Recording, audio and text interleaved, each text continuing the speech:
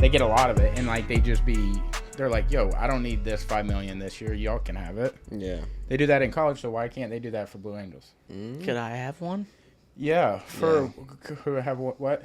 A booster.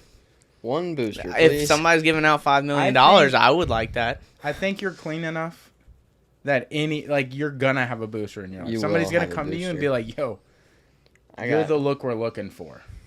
Get a boost. Is that how boosters work? Look into, like, what are some companies you like? Krispy Kreme? Yeah. So I'm sure there's some dude that's like got money. I like clean young dudes. Here's a couple mil. Yeah. Yes. You know? Yeah. So, well, I understand. Yeah. There's something there. Yeah. There's something there for sure. It is also weird that you have boosters for colleges, but like I never thought of it until we were just having that talk right before this. Like when you go to Navy for the college, is it just Navy college? I think so, yeah. I think a lot of people use... So can you go to the college without being in the Navy or in the Army? I think if you go to the school, you are considered in the Navy, but it's a 4-year program. And after that, you don't have to go into the Navy. I think a lot of people use it to become officers in the Navy. So is it possible that maybe that's the only school you get accepted into and you are not in the Navy? Yes. Yeah, you can do that. You can just go to Navy. Yeah. Yeah. That is a wild thing to think of because it's like, why isn't there FBI University? Like, we have Navy. Yeah, that's a good question. Why is there not CIA or... I don't know. We can Google Illuminati University. We talk too much about the Illuminati, to be honest with you. Like, we're gonna be on something for sure, but They're watching you. yeah, like what is why is there not Black Ops? Didn't Shane Gillis BPU. go to like Navy, or he went to BOU? Army? I think. Who? Shane Gillis. He was like on a No, the he comedian. went to West Point. So is West Yeah, Point Army. Yeah, Army. And then he dropped out. Like, I heard he talked about that story, and he had just shaved his head. His parents are like sitting there waving at him, and he's like, "I'm dropping out." Yeah, he's like, "Yo, I'm not making it." It was like one day in or something like. I think it was like his first 3 weeks. He's like, "Yo, this is not for me." He's like, "I'm dropping out." And then he went to Elon. I don't know what Elon stands for, but I think it's like a green and white. Musk University. Well, yeah, I guess Naval Academy students are midshipmen on active duty in the U.S. Navy. They attend the academy for 4 years, graduating with Bachelor of Science degrees and commissions as signs in the Navy or second lieutenants in the Marine Corps.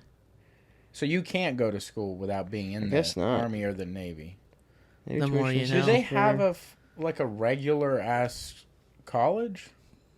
Or is it like you're in the military and then they're like, yo, you look like athletic and shit? Yeah, I don't know how that works because if you're on active duty but you're playing football. Yeah. Why don't they just have like I'm not trying to take away from them, but why don't they just play Iraq? Or fucking the people were go battle China. Like trying to get a football team. Are you saying in football? Yeah. Yeah, I don't think that like Navy versus. Hold on, why are our military attacking our own people? You don't understand what I'm saying? Because it's a game. Yeah, but it's like stop playing around. This is the military. Like go do. So this Saturday afternoon shit. on college game day is yeah, Army versus Pakistan, or Palestine, or whatever the wrong one is. The bad one. I don't even know. I'm just going to have to bleep some of that out. But you get what I'm saying? It's like for real. No. It's almost like the Olympic. It's like the dream team. Not that they're that. So great. we already do have that. It's called the Olympics. Yeah. So why do we have their own colleges? Because nobody else plays football. I think I don't know if I'm not saying it correct or if you're not hearing it correct. Mm-hmm. Why doesn't Walmart have a fucking college football team? Because they're not a college. Yeah, but why does Army and Navy have a college for like enough to have like a team? Do they have a team in any other sport? Oh yeah. Yeah, they have a wrestling team. That's weird. Yeah. Well, I mean, you think about how many people are in the U.S. military. There's multiple million people. Okay, already too big of a pool then. Yeah. That's not fair.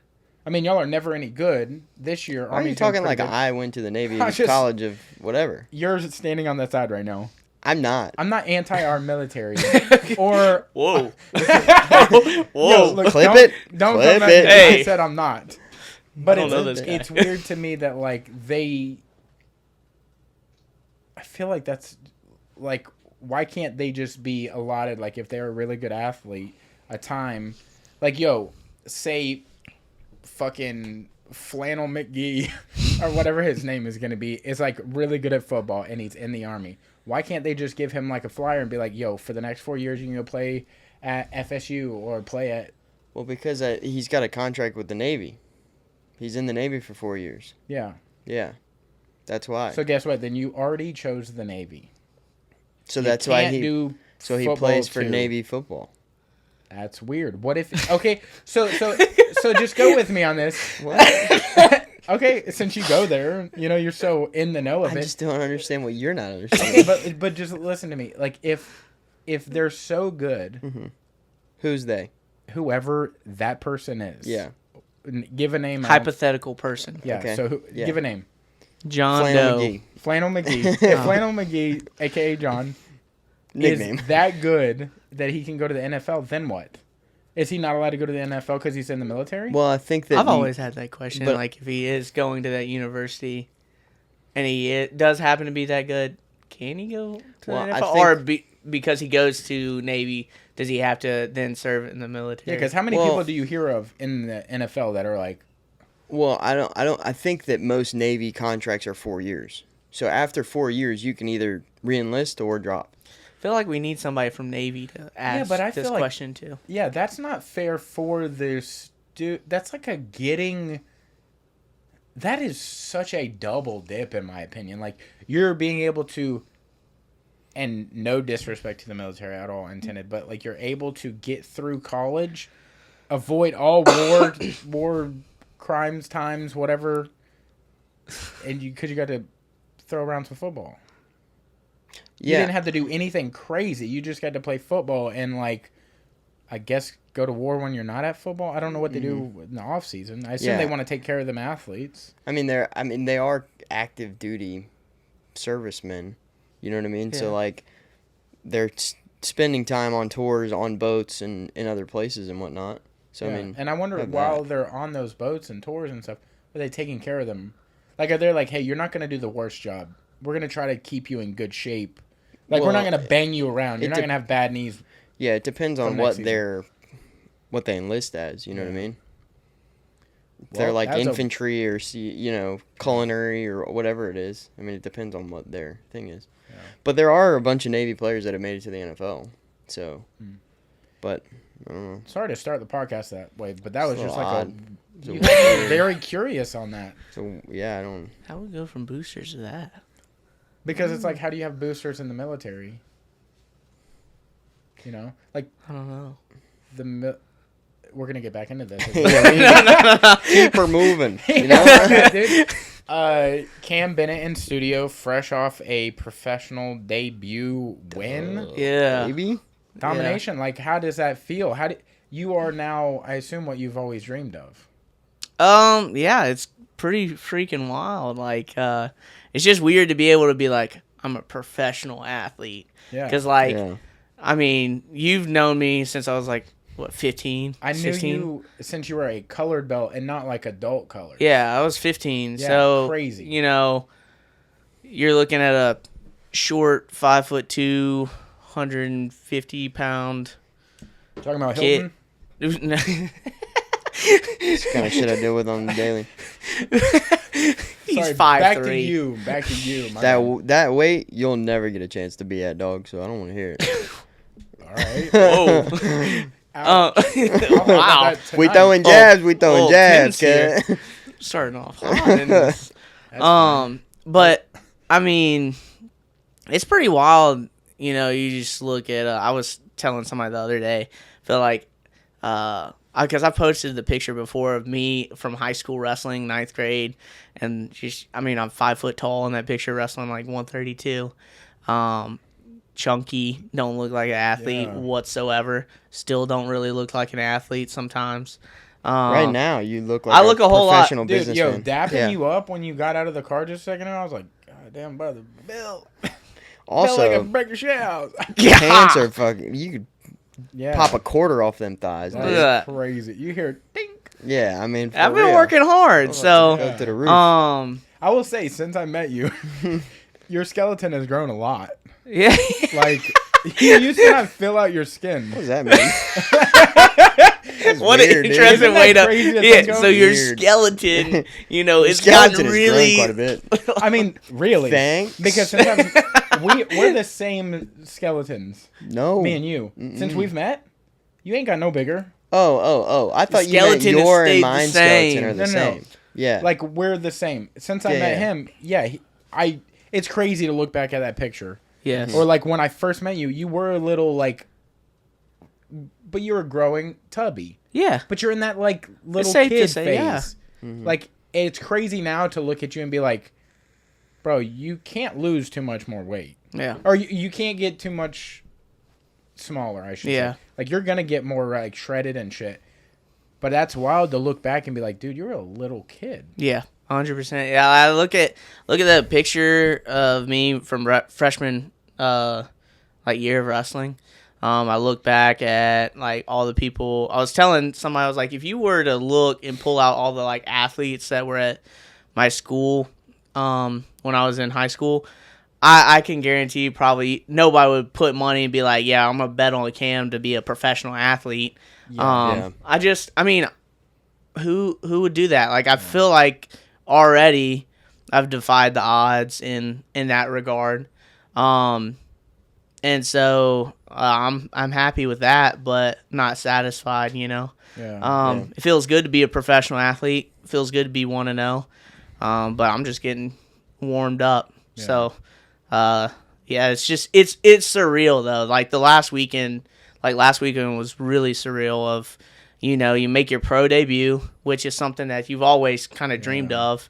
You're making a check for something you love to do. Yeah. I went out there and I felt like I completely controlled everything other than maybe like a minute and a half in the first round. Like the start of it, that's the only time that was like you're just kind of getting into the groove of things. And then once I got in the groove of things, I felt like it's like I'm doing whatever I want in here. And then the weekend was like Monday was my birthday, so you have this whole like you win your fight, you get to hang out, eat whatever food, and not feel guilty about it, and just hang out and turn 25. So it was a great weekend. Happy awesome, birthday, boys. Birthday boys. His birthday is tomorrow. Happy early birthday. Yeah. And then yours was, what, a week ago? Yep, the 28th. Yeah, damn. Nice. Hell yeah. Yeah. It's good shit. Did the fight itself feel any extra pressure, or did it just feel like another amateur fight? Because like whenever, like for example, you just turned, what you said, 25? Mm-hmm. Like the morning you wake up as 25, you don't feel like, oh my God, I feel a year older. So does it feel that way whenever you fight? Got that check, it did. Yeah. But you didn't get the check till after the fight. You get the check after. They got it right. Up until because that if point, you lose, you're getting half a check. So Yeah. that morning, so honestly the best way to describe it, I woke up that morning. I woke up and I've had this ever since when I played baseball when I was younger. It's game day. Like I'm waking up way too early. Like I've got way too much energy. Too stoked, yeah. Yeah, I woke up at 5 a.m. and I was just like Wired. amped out of my mind. Yeah. I was like, and then I turned on my PlayStation. I was like, oh, I gotta do something. So I was playing like my career on Madden, like at 5:30 in the morning, trying to be like, I gotta calm down before breakfast. Yeah. So, but the feeling was definitely like my first couple amateur fights of like, you're just so excited, like. Yeah.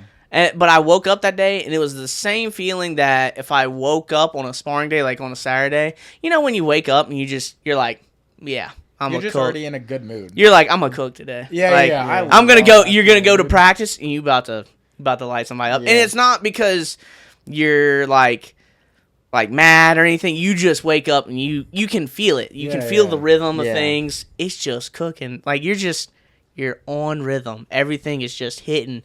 And so I woke up that day and I was like, today's gonna be a good day. I'm about to dominate tonight. Yeah. I was like, I just knew the rhythm of like my striking was gonna be there. Everything like was gonna be on point. The weight cut was so much better to 145 this time. So much better. You look physically better to me. Yeah, I felt like, I mean, in my face, I still look like a crackhead at 145. Yeah. Like, I look rough. I mean, did you guys see the graphic of me? Like, I don't know if you watched the stream after. I watched it back the next day. No. And the little graphic where they throw up the tail of the tape. Yeah. Man, my face is so just, like, sunk in. Yeah. And then so much so that, like, I know my nose is crooked, but it looked like my nose was, like, over here.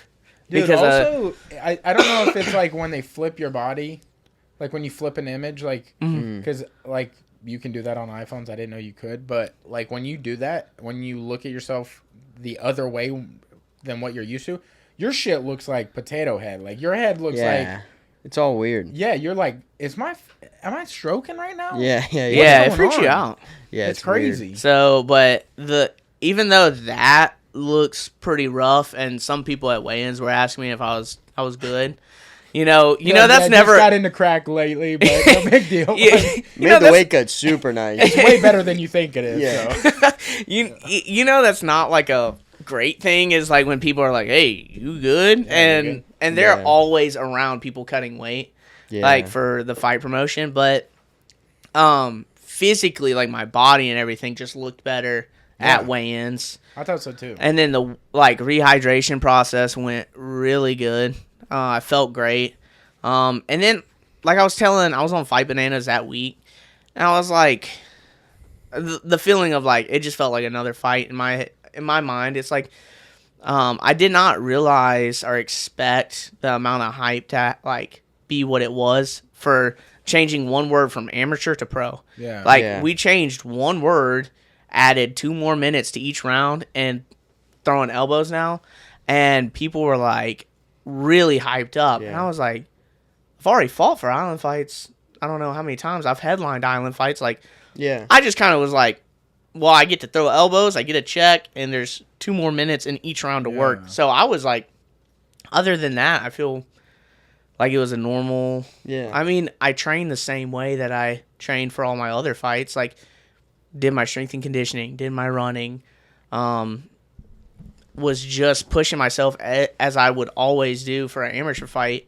So I just mentally, I was like, this is the same thing. Yeah. Everybody else, I feel like, was kind of hyping it up to be like, it is a big deal. You're jumping to the pro level. Everything, wins and losses mean a whole lot more now. You got to check on the line. Promotion means a whole lot more now because, you're playing for a spot in the UFC and then, like, furthering your career. But it definitely, like, for me that day, I just felt like this is the same old thing. Yeah. Is there anything you think you're having to prepare for that you didn't feel like you needed to before? Like, speaking to media? Like, I feel like that's got to be, like, oh, shit. Like, you see some of these, like, I know we talk a lot about football, but you see some of these guys where they're like, yeah, at the end of the day, or they're like, all in a good day's work. It's like they have these catchphrases and they just circle through them. Yeah. They don't know how to answer questions. Anything you feel like you get stuck in, like in a media type situation where you're like, I think the problem for me, and like you've known me for a while, I talk a lot. Yeah. So it's easy for me to like kind of ramble. Yeah. And like, you make it hard to edit this thing. Like, for sure. It's difficult. Well, like, it's difficult. I like to talk, so like I have so many thoughts that will just roll into the next one, and you're trying to like throw out main points that you want to get to, and kind of like your theology of like what you're talking about, like how you feel like you should live, this, that, and the other thing. You've got so many main points that you want people to know about you, especially with media things. That's why it's so difficult to do those little things. Yeah, like the short How do you feel like the fight went? And it's like, I understand that question. Yeah. But it doesn't seem as fun. It feels like you don't get the real personality out of somebody. Yeah, and I feel like, too, like, for me, I used to write articles for Fight Bananas. Yeah. So, you know, I do have an analytical brain when it comes to fights. And we've watched so many fights, you know, we've discussed fights before. So I can just go on details, like small little things I noticed about a fight. Yeah. So, and I will do that about my own fight, especially right there. Like, not this fight, but the last fight, when Pearl asked me some questions about the fight, and I was just like bashing myself just in front of everybody. I was like, that fight sucked. I'm sorry, guys. What a disappointment. It was easy for me to just keep going on about it. But I do feel like I've gotten a whole lot better. Like, I feel like I speak pretty well for a fighter. And I've been blessed with opportunities. Like, I've been on y'all's podcast a lot. I've been on Fight Bananas a lot. And then it is different. Like, I was on the morning talk show with Zach Schroeder. Yeah, I saw that. That's on the radio. On the radio. Yeah, that's crazy. I was like, dude, that's crazy. You're like, I'm like J. Cole. Yeah. I'm like Drake. Dude. Zach's a good dude, man. Yeah, Zach's really cool. Has Zach been on here? No. I actually met him through my boss. He came in to like interview my boss. And we sat there and talked for a minute, and he was like, let's go hang out. So we went to Bogey's and hung out and just kind of like shot the shit for a little bit. Turn the tables, interview him. Yeah. Calling you out, Zach. We should impersonate him while we're doing it. Be in suits. Yeah, we need to get him like, on hey, here. yo, dress real casual. Like, it ain't nothing serious. And then you guys are in the suits. Yeah. Tables have turned, Zach. Yeah, how the turntables. Yes. So being on there, like, if you listen to the first part of that interview, you can tell I'm a little nervous and my voice is a little shaky. But then I got into it. I was like, you know what? I've done this how many times, you know? So that part is like, oh, it's no big thing. I'm just talking to you guys. Just talking to whoever it is, you know? And people are going to like me or not like me. So it is what it is, you know? I feel like that's what makes this style the best format for that, like to get to know somebody. Yeah. Like, I don't know. I assume Zach's got, like, a time. Like, he's like, yo, we got a hard out on, like, whatever. Yeah. So, like, that makes it difficult. Because, like, what if he gets something in a groove and he, like, really wants to find out something and then he's like, oh, I got to ask this other question. Not that, like, no disrespect. It's like a 15-minute window. He's doing his thing. Like, I like what he's doing. But, yeah, there's, like, things. Definitely a different style. Yeah. You know what I mean? More traditional and kind of we're kind of the open-ended, you know, for sure. Allowed to, like, do here, whatever. We've got a lot of time of just, we're talking about whatever. Yeah. But like Fight Bananas, you know, you've got 4 guests on there. So you're kind of fitting it. You've got a window of like 20-ish minutes or whatever. And that's it. Like, it's going to be like, okay, we got to get to the next person. Yeah. You know, you're not the only person on the show today. So the questions have to be more pointed. And then it's got to be like, okay, you got to get to the point a little faster, you know? Yeah. So there's no like veering off and chasing the rabbit. Do you feel like whenever you're doing these like post-fight interviews, do you feel like you need to talk a little better about yourself so people don't immediately just think he sucks because he said he sucked? You know what I'm saying? Like, you gotta sell your own stock a little bit. You don't need to be like, yo, I'm pretty much the best shit going. You don't need to be like that, but not cocky, but you gotta be like, you gotta be confident though. You're like, I don't know if y'all noticed my fucking nose. It's crazy lopsided. Yeah. It's wild. Yeah. It's not even from a fight. It's from practice. They're like I think he looks at his face a lot. He's weird. Yeah. No, really worried about his nose, isn't he? It's like a balance of. I've come to like realize that I feel like I look at post-fight interviews as almost like an advertisement, obviously, for yourself. It's a promo. It's a promo, and you have to have a balance of the swagger and confidence. But, man, I cannot stand, like, cocky, arrogant type of thing. Yeah. And everybody, like, we talked about it on Fight Bananas a little bit, is we're so over. I feel like everybody's kind of over the Conor McGregor era of just, like, trash talk. Like, it was good for a period of time. Yeah. But then everybody wants to do it. Like, it's that idea like Jake Paul does of publicity in itself, like whether it's good or bad, is publicity in that's the thing. You're looking for attention, whether it's good attention or bad attention. And I'm also, you see a lot of these guys, that's not who they are in reality. Yeah. And people today are just so fake, like in general, whether it comes to people you thought were your friends, and then you come to find out they're not there for you as much as you thought they were. Yeah. So I just want people to know, like, I'm just a normal guy. Like, I just like to fight. Yeah. I just like to fight, and I like to. The way you said, I'm just a normal guy. Yeah, like people have been picking on him. You're not a normal guy, dude. Yeah. I am.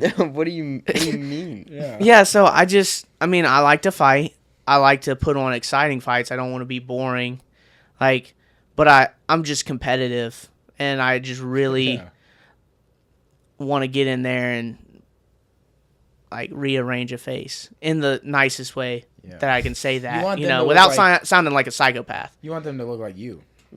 Worse. Oh, wow. That's behave out there, dude. That's rude. That's a lot. So I just want people to realize, like, I'm normal just like you. I'm just used in a different facet. Like, I have a different set of skills than what you have. Like, you can cook really, really well. You can cook better than the vast majority of people. Those are skills that you've been blessed with, and you're able to use them. You have a lot of talents. You guys have talents. You're great. Say something good about me. I was about to say, you notice how he went straight to me? Yeah. That's what crazy. did he pay you for that compliment? now try to come up with something about me. Yeah, off the cuff, dude. Yeah. I like when you've taught, like, in the past, you've taught me details in jiu-jitsu. Oh, okay. I thought you said talked. I was like, you've liked that I've talked? You're a first time for great everything. Talker. Great Those talker. words have never been said on Earth. Yeah. But you're also very personal. Like, when we have conversations and stuff like that. Like, feels genuine when we have conversations, which is hard.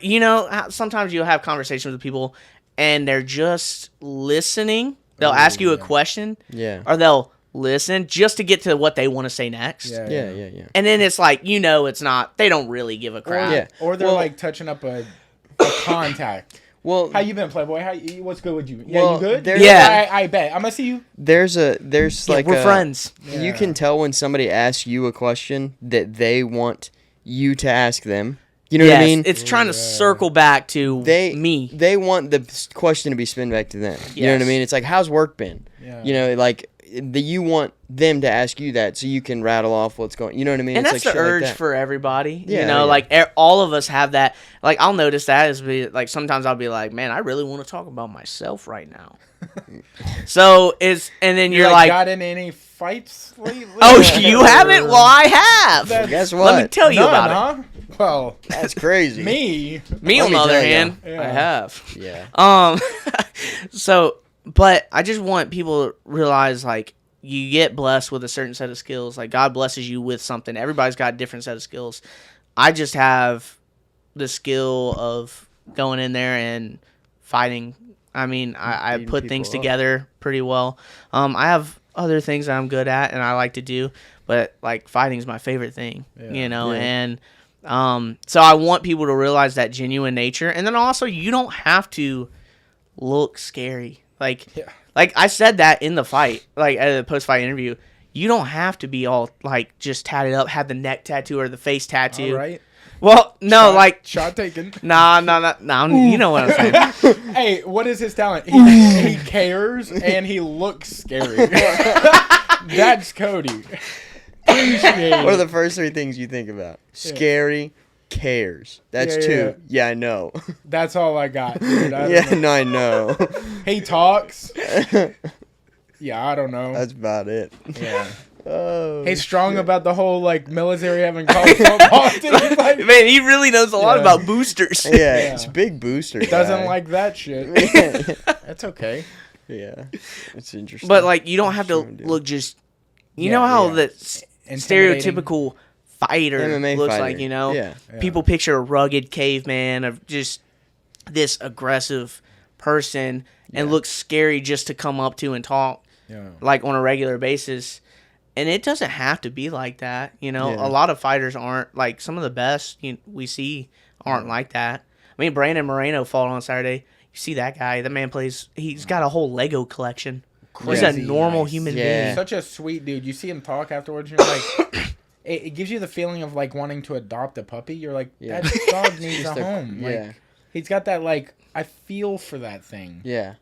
Yeah. You know? So just show that you don't have to put on like this fake persona and be scary and stuff like that. You can just be genuine.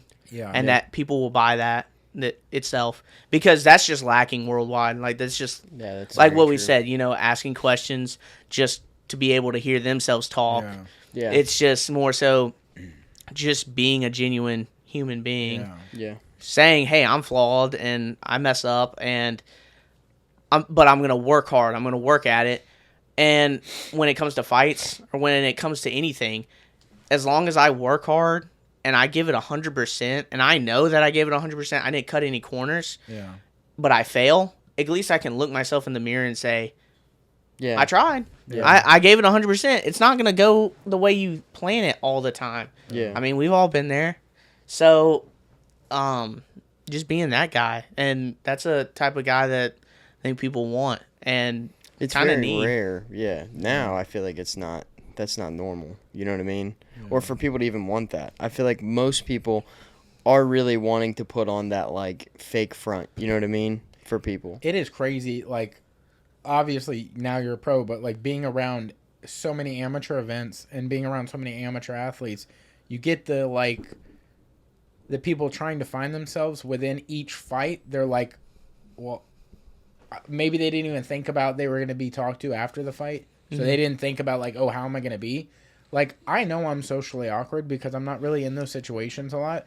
So like, I think whenever somebody's starting to talk at like a post-fight interview, they're like, oh shit, what do I become? They think of the only things they see that succeed, and that's like the Ilya Tapora or like Connor or Chael, and you're like, well, that I know does well. And then you see them do like a very muddied version of that, and it's not them. Yeah. And then you see them later try to be themselves, and you're like, you feel much better about like, that's more genuine. It translates better. Like, people are going to relate to you way more now. Yeah.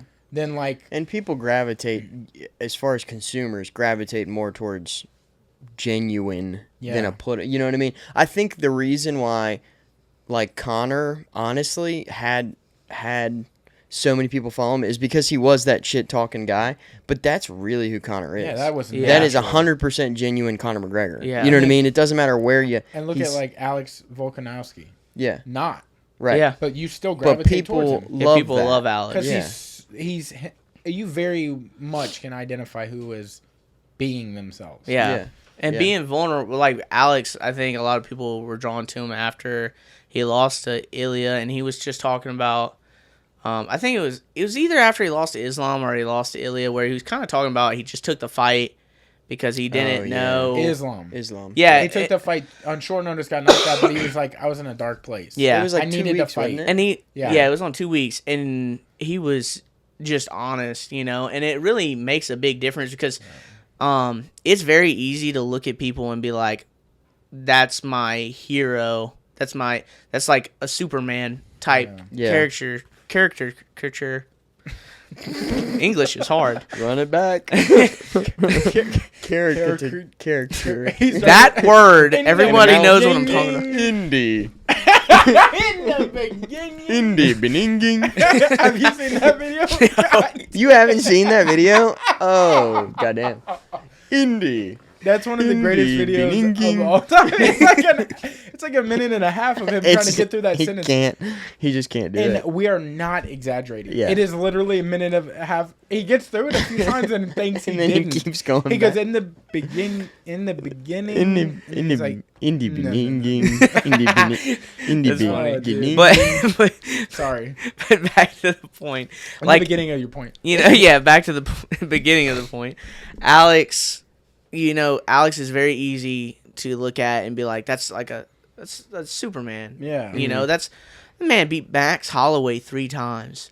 Like, granted, I think some of them. I'm a Max fanboy, so but Max won the second fight easy.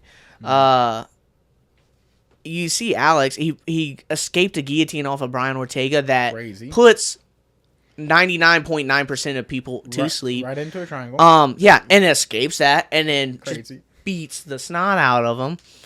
And it's easy to look at that guy and go, man, he's different than so many people. People struggle with the same thing, Yeah. We all struggle. people struggle. No one's perfect, no matter how untouchable they may seem.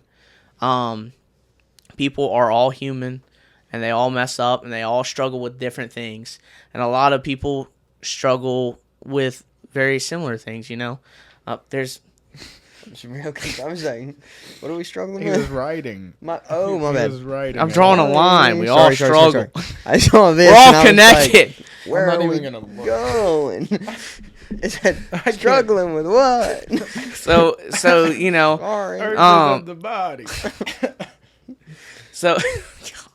My bad. That's on me. That's hand up. A hand up accountability on that. You know one. what? I feel bad. We're probably not the crowd you should be around. Yeah. That's tough. That really is. Influences. That's tough.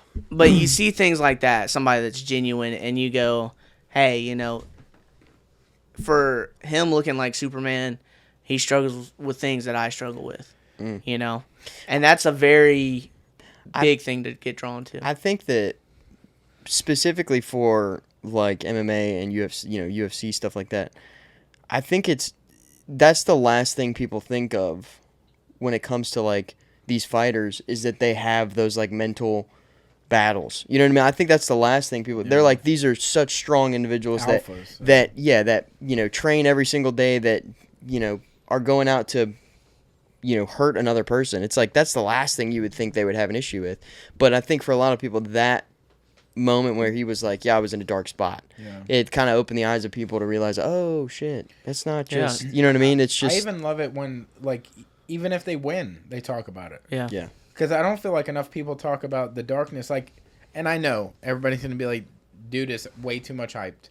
But Patty, like, after he won, I was about to say that. Died, yeah. And he was wearing I think it was a black wristband. And he was like, yo, my buddy, suicide. Yeah. Okay. I think, no. Save me? Dude, save yourself, bro. Go ahead. Where were you going? Yeah, so... No, that was exactly what I was going to reference. Is like Patty's friend ended up like committing suicide, and okay, we're not allowed to say that word. Oh, that's why I said save me. Oh, that's what was happening. My bad, dude. Holy shit! What do we want to do now? Sewer slide? I don't know, dude. He just unalived himself, I think, is all we're allowed to say. Yeah. Oh, okay, that's fine. Yeah. Well, I mean... You know the spot, yeah? Yeah. Okay. But Patty references that, and that...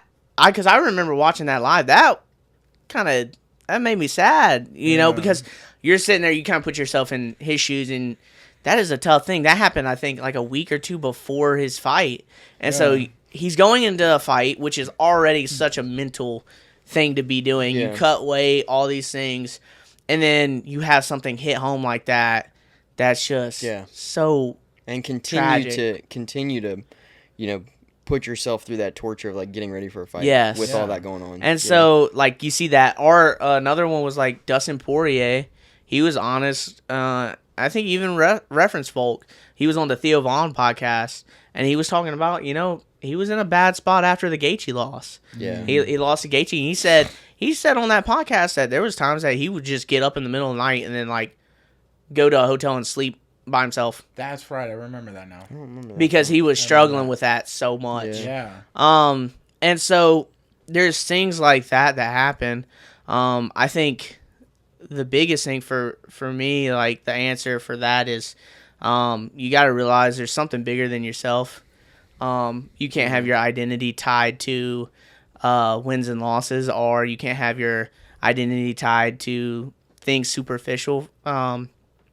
I think, you know, Christ is the answer for that. Like, and finding your purpose in that and who Jesus is for you is the biggest thing. Yeah. And realizing that he's blessed you with gifts and skills, and you just got to do the work, you know. All the work's been done. Like, you just got to do your part of working hard, get up every day, and do your responsibility, do your due diligence. Yeah. And realize that life is hard. Life is really hard. Yeah. And for how hard you think your life is, there's somebody down the street. There's a hospital right up this road. Yeah. And there's a couple other hospitals in this area that somebody is having the worst day that you could imagine of their life. Yeah. And it puts like what I think is a hard day for me to absolute shame, and realize that it could be a whole lot worse. Yeah. You know, and realize that, hey, it's gonna be okay. Yeah. You know, just make it through the moment. Yeah, I think I've talked about this on the podcast before, but I know this is such a dumb thing to compare this to, but like back in the day, whenever I didn't date in high school. Like I didn't date anybody, kiss anybody in our school. When I got out of high school, I was like, I don't even know how to date people. So the pressure of that was like the biggest mountain you could think of. You're like, oh my God, I haven't talked to girls like that ever. And I used to be like, to calm myself down from being like, I can't talk to somebody, I used to be like, well, I have 2 legs. Like I would compare to like, this is nothing compared to like if I just had no legs or I couldn't speak, or like I would compare to like, what if I had AIDS? What if I had this? Yeah. What if I had this thing and I can't overcome? What is talking to someone? What is taking a small... See, I understand where you're coming from. I went to the extreme though. Don't necessarily now, I get, say that's the I best get way. that, but I actually just like, so it's going to sound like it came from a weird place, but I do commercial real estate, right? Yeah. But we have she's basically a teacher for us. She's like a teacher for us, right? And she's like this old realtor lady from like South Florida that talks about like opportunities when like networking and stuff. You know what I mean? And so now instead of being, I don't know, anxious about those situations or like going into like a huge hall of business owners or whatever, the people that are out of your league, right? That you feel like you have no you have no grounds to talk to them, right? Look at that instead of kind of how you're talking about, like think of all it could be worse. Think of it as an opportunity that you have, like that I can make a relationship with that person. There's a way that one of these 100 people in here that I could make a friendship with, that I could, that we could work together, whatever it may be. But it's looking at stuff like that as an opportunity rather than thinking of the other side, the negative side, where it could be, I could be in a wheelchair or whatever. You know what I mean? That is thinking of the way healthier version. Right. Yeah. But it's like, but I used to do the same thing where it was like, I could be, whatever it is, right? You could be in a completely different situation, but... What is the wildest thing that could happen? Yeah. No. Right. Why is that so insurmountable sometimes where you're just like, oh my God, they're going to say no. Right. Like, who cares? Like, you already got to know. Yeah. You have a pre-approved no. Right. Go into it. The pre-approved no, but you can switch it. You know what I mean? Yeah. We can deal with it maybe. There's an opportunity. Yeah, the fear of failure is just like, will strangle your dream almost. It'll make cowards of men. Is like, I think Vince Lombardi said that. It's like... Yeah. That. Yeah. It was him. Well, it just... Yeah. He said it. That. He ain't wrong. He said that. Print. Bang. But I remember playing baseball and just like being so worried and fearful over just striking out. Just not getting the job done in that sense. So you're not actually taking a real shot. You're just, it's like when you see somebody fighting not to lose, rather than they're going out there to win and make a statement. Yeah. Like, there is a complete difference when you see a team that's, whether playing football, baseball, fighting, anything like that, they're just playing not to lose. Yeah. And they're satisfied by that. Oh, well, I didn't get finished, or I didn't, get submitted, or anything like that. And they're satisfied by that. Whether... You ever seen a team playing just to lose? No. Where are you going? Tread light. Just who's your college football team? LSU. Oh well, we'll change one of those letters. Y'all got a good game this weekend because they're playing only to lose this season. And hey, guess what? They messed up once. Oops. Damn near perfect season so far, dude. Almost. Oh, had to go. Yeah. I mean, they were bummed that day. Yeah. They're like, damn, we were going to go only defeated this season. Yeah. Crazy. Cal. Wild. It's crazy. Yeah. Speaking of, y'all got a banger this weekend. Yeah, you know what's LSU crazy? versus Alabama is going to be ridiculous. Regardless. It's at LSU. It's at night. at night in Death Valley. Yeah, right, dude. Yeah. You better start praying. Yeah, the afternoon in Vanderbilt was tough. Dude. You know what's wild is, like, no matter how good or bad the teams are, they could both be literally 0-8, 0-8 going into. Alabama LSU is always gangbusters, brother. It's always one of the best games of the season. I am so fired up for that. Yeah. Well, and then college football this year has just been really crazy. It's insane. It's like with the transfer portal and everything, you don't see, like, I was talking to a patient, they're a diehard Alabama fan, and it was after the Vanderbilt loss, and you're just kind of like, well, Vanderbilt used to be a game on the schedule for, I think, the SEC that you were just like, oh yeah, it's Vanderbilt. I'm not even gonna watch that game. It was a dub. I mean, Nick Saban talked about it. He was like, oh, nobody's scared of Vanderbilt type thing. Yeah. But with the transfer portal and everything, I don't really see like college dynasties where it was like Alabama. Yeah, and like talk about that, where you're not gonna have a team you're not gonna have people typically, unless they're like literally diehard people for that team before they ever become a football player. Yeah. They're not typically gonna go their whole career in a school anymore. It's just a very weird spot where it's like they're professional athletes because they're making money off of this stuff.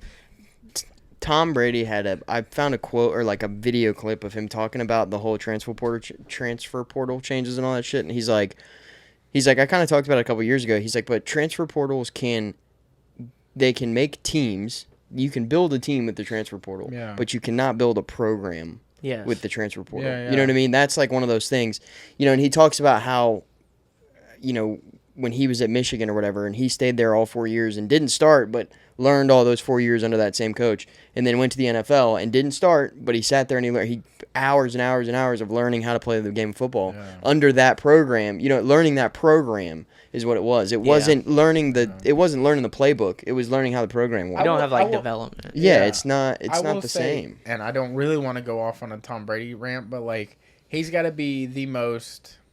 And again, not really NFL guy or Tom Brady guy, but he did the most with the least.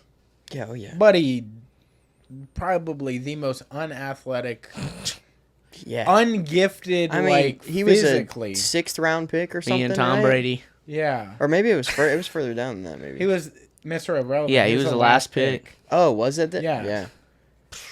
Crazy. But like talking about name any of the other greatest of all times in their own individual sport. Everybody else was pretty physically gifted. Yeah. Even Tiger Woods. Like, I know, like, golf is considered, like, not that athletic. He's built, bro. Oh, yeah, dude. He got a body on him. Yeah, you gotta have some. Like, I can't even think of the other least impressive GOAT of another. John Daly. I was just saying the same thing. Yeah, but I think he's still impressive because he does that with that. It's awesome. He's impressive. I think that's impressive for a different reason because he knows he's got it. Yeah, he probably wouldn't be good if he was actually healthy. If he lost weight, he'd be like, yeah. You see him at the putt thing. Yeah, you're so used to swinging around a 50-gallon drum. You know what I mean? But I don't think Tom Brady ever thought he was the best. Like, I always thought he was an underdog, so he has to be better. It's a great mentality, I think if though. he was ever like, I am that motherfucker, it'd probably be like... Fall off, yeah. Well, you see how many times you see somebody get satisfied by stuff, and then you just kind of you do fall off. It happens a lot in fighting. You just get satisfied with like what you've been doing, and you lose that hunger, and it's a game of there's always somebody hungry. Yeah. Or and they're coming day. and they're coming to take your stuff. Who do you think is in that, like, that might about to happen to them kind of thing? Like, they're like, they could get, like, stagnant type of thing. Is in, not fear, what is it? Danger of that happening to them right now. Like, they're, like, you're like, whoa, don't be too confident. I'm thinking Ilya, but I'm like, he Mahomes. just fucking did this. Oh, you're talking about UFC. I'm thinking... Because, I mean, Ilya is in that, like... Going through all the champs in my head, and there's... It ain't even got to be a champ. Hamzat. Be careful. Oh, yeah, you did come off of... Don't get too confident. You did just smash one of the greatest of all time. Yeah. But, like, stay... Yeah, but he's always been that. He's always been Well, I think he did the Usman... Or the Gilbert fight, and I was like... He looked like he came out like he had no respect for, like, the the power. Yeah, and you saw him get mollywopped for a second. Yeah. He's like, oh shit. Wait a second. Yeah. Gilbert hits hard. I think he kind of leveled back out, but now doing that to Robert, I mean, a freak accident to his face. Dude, that was wild. I was like, oh I didn't my see goodness. any of it. I was gone. Ilya's the easier Even when one. he did it, I mean, you've seen the X-ray picture thing. Mm-mm. Dude, he shoved his teeth like. Yeah, he rear naked choked, but he went across the. Robert's mouth happened to be open. In. Like he dislocated it right here. Yeah. He says dislocate. He just broke it. He shoved that shit in. Yeah, he crushed it. You ever heard somebody say, I'm going to push your shit in? That's what he did. Dude, it was wild. I was like, because I wondered why. I was like, no way Robert Whittaker just tapped like that fast. And then when they slowed it down, I noticed that when he threw on the face crank, it was like Robert's mouth was kind of open. And I was like, dude, that's insane. He treated him like a pumpkin, dude. He just crushed Check it. this shit out. Yeah. Ilya would be... Yeah. Yeah, that's crazy, isn't it? That's not attached to him at all anymore. You know what's funny, though? Is Robert 3 front bottom teeth left the chat, dog. Yeah. It is funny, though. He goes, this gives me an excuse to, like, fix my teeth. Yeah. Like, yeah, you don't have an option now. Yeah, you have to. Yeah, that's You have crazy. to. Ilya's a first, like, quick choice to say that about, of, like, oh, he's that guy that could get... But he's 27, and you're coming off back-to-back wins of... You knocked out Volk, and I was... Look, I'm biased because I'm such a Max, guy. I love Max Holloway. That's my favorite fighter. So, I was kind of like, well, he beat Volk. But Volk came back too quick, in my opinion, from the Islam knockout. You got head kicked, you got knocked out, and you bounce back like a couple months later. Like, that's really against somebody that hits hard. Yeah. That's tough. Didn't think he should have done that, and he was having success. Yeah. And I think a healthy Volk gives him a little bit more of a run.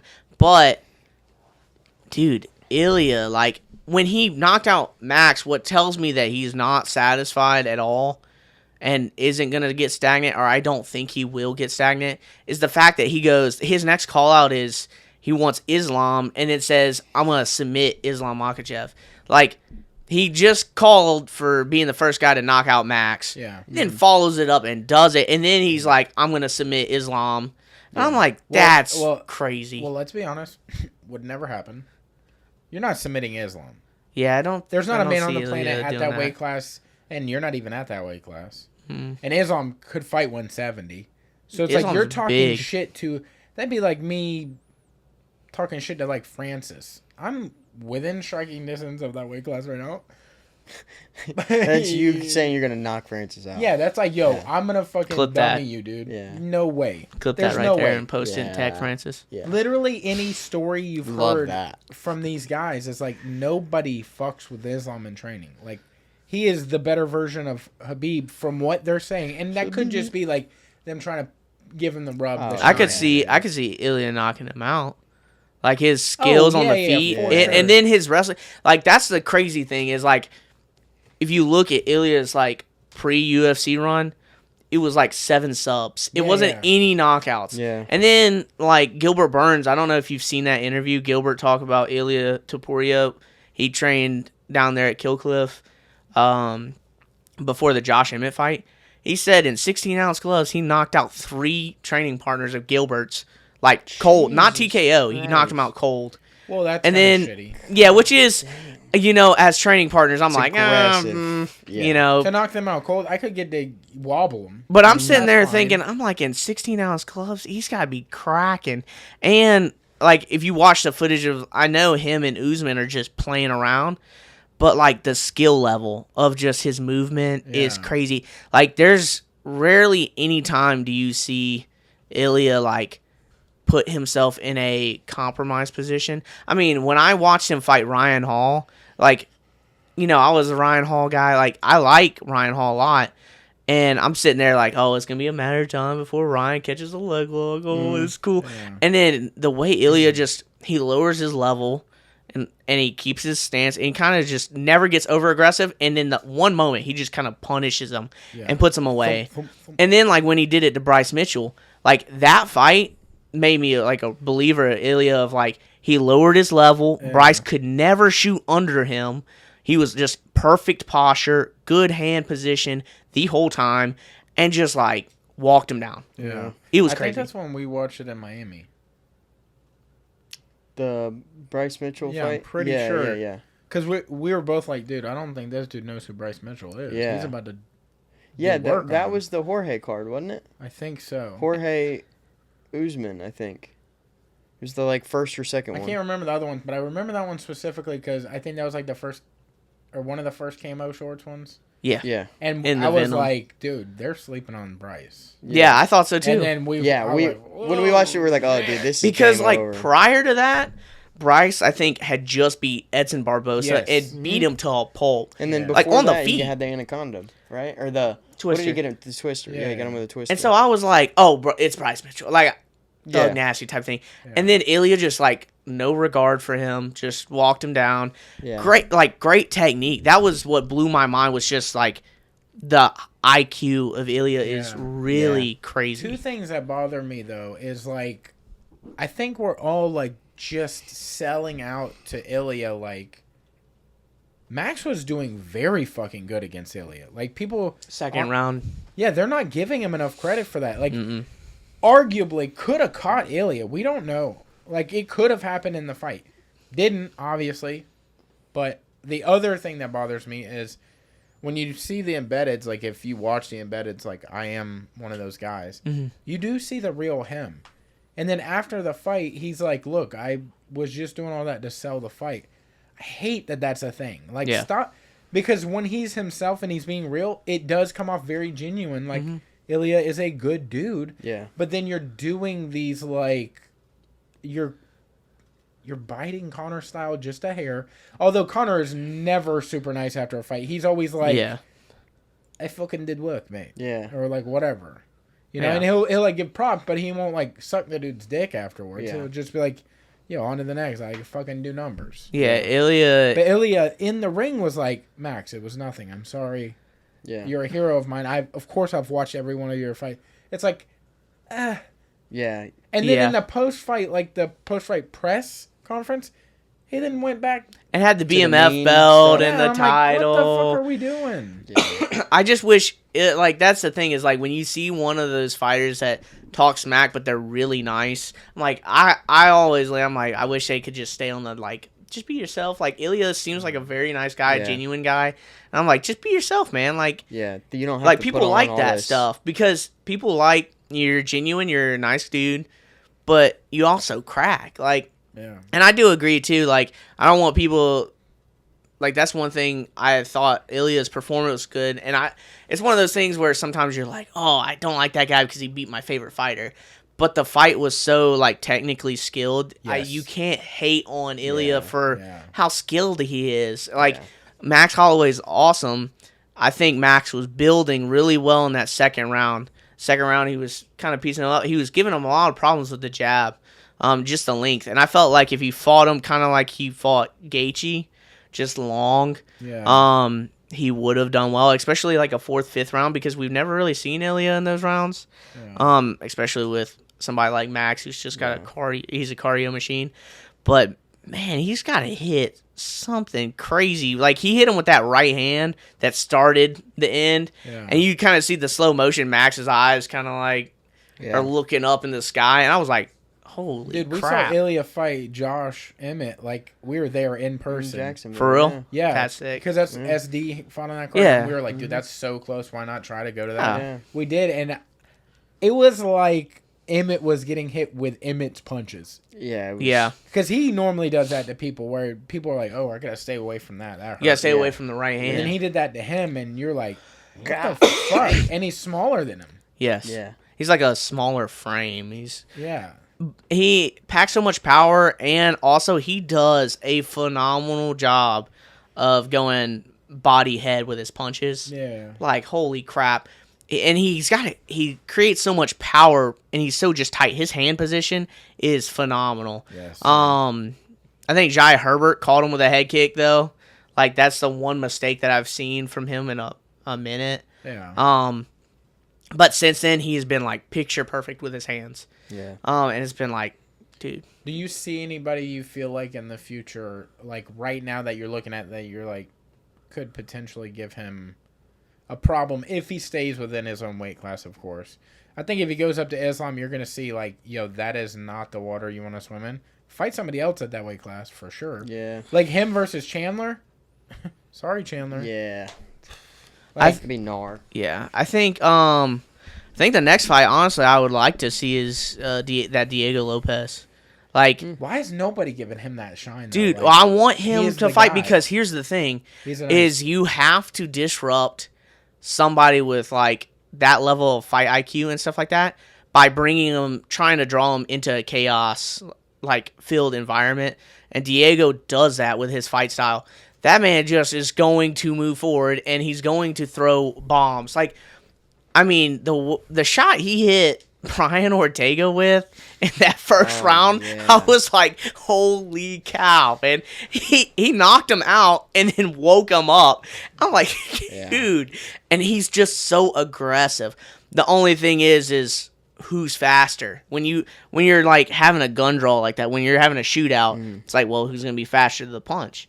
See, Diego might have the length on him. He might not let Ilya get close and enough. then the jiu-jitsu, but too. You never know. Max had length on him. Yeah. And the jiu-jitsu style, too. It's like, might be a good time of, you'll see Diego probably shoot on him. Because Diego made it a point in the Ortega fight. He's like, I'm going to try and show that I can submit him. Or show at least that Brian Ortega's jiu-jitsu does not scare me. And so, yeah, Ilya's a legit black belt, but I would not be shocked if like Diego shot on him. Yeah. So you're seeing a guy that is probably going to refuse to back up, and he's just going to come straight forward. Like, he's going to be in the middle, or he's coming forward. And then so it makes a fight where it's like, well, how does Ilya fight off the back foot? Like, how does he move going backwards? Yeah. And then also that's somebody that's going to, like, try and take you down, but you know it's not the main thing he's doing. Like, Bryce Mitchell, you knew he was had to take Ilya down. Yeah. Like, you knew that was coming. Diego, he's got wins by knockout, submission. Like, he's going to... kind of all over the place. Mix it up. It can come from anywhere. What do you think is next? Because I don't think the UFC does Ilya Islam, because Islam... Then why don't you just fight 145? Stop doing these 145 fights. Yeah. You're not even fighting your weight class, like, at all. You're the 155 champ. Yeah. You keep fighting 145ers. Yeah. And then he's asking to go to 170. You've only fought one 155er for the belt, of course. He's gonna have a hard time with Arman Saksurian or whatever. That's the next fight they're looking at for Islam at 155. The title fight is that Arman Saksurian. See, but if Islam keeps getting better on the feet, he's a problem. Yeah, he is. Because he's like, he doesn't care. Like, take me down then, or knock me down. All right, let's go down there. Yeah, so I think, and I saw one time like a post, somebody was like, I think you need to have 3 title defenses in your weight class before you start trying to go for like double champ status, which I like. Yeah. I like that. Yeah. I like that. I wish that was like a thing. Because I don't have some of those belt defenses. Like, how many champs? I understand. If that's the case, Islam doesn't have a single one yet. Right. Or no, he has Dustin, didn't he? Yeah, he beat Dustin. So there's one. So yeah, and then everything else is all over. Something Khabib hasn't done. Come on, man. I would just like if, I point back to this a lot because I used to be when I was younger and I just started training and stuff like that. Watching Mighty Mouse, I was always kind of frustrated because I was like, dude, he's murdering all these people. And Joe Rogan's over here just talking, Mighty Mouse this, Mighty Mouse that. And I used to be like, as a kid, I was like, where's the challenge? I want somebody to challenge him. And then when Mighty Mouse left and I was older and I've trained a lot longer, I'm like, the UFC traded Mighty Mouse for Ben Askren. I was like, dude, Mighty Mouse is just technical, like, skill, his domination, and defending the belt that many times without, like, bumping up to 35 and, like, challenging. And I'm sure he could have bumped up and challenged for 35. It's a balance between, like, he also walked around at, like, 135, so he's not that big. Yeah. But I miss a champ that would just sit there and stay in that weight class. And even like Izzy, like, yeah, he bumped up and fought Jan Blachowicz, but he also stayed down at 85. Like, he knew he was going to be back at 85 and defend the title or whatever. So I miss champs that were like just straight up defending it and not just going like, I'm going to defend this one time and then I'm going up to the next weight class and I want to be double champ. It's like they're using it as like a bouncing board. You know what I mean? It's like that used to be the fucking, that was the top. You know what I mean? Yeah. But now that's like a stepping stone to jump to different weight classes. It's also weird because like back in the day, people used to go up in weight classes because of like age or health reasons. Like, look at Randy Couture. Like, he did fight a much lighter weight, and then he eventually fought heavyweight, even though he really was not heavyweight. Yeah. But I think he did that because he was older, and then like his body shouldn't have taken the. I mean, he was old when he started, right? Like, but putting his body through that at that age, you got knocked out so many times by like, arguably like could have been the weight cut. Who knows? I don't know how bad the weight cut was for him, but it did look like some of those like flash knockouts by Chuck was like, I don't know how you would have gone down like that. That seemed like a ding, and out.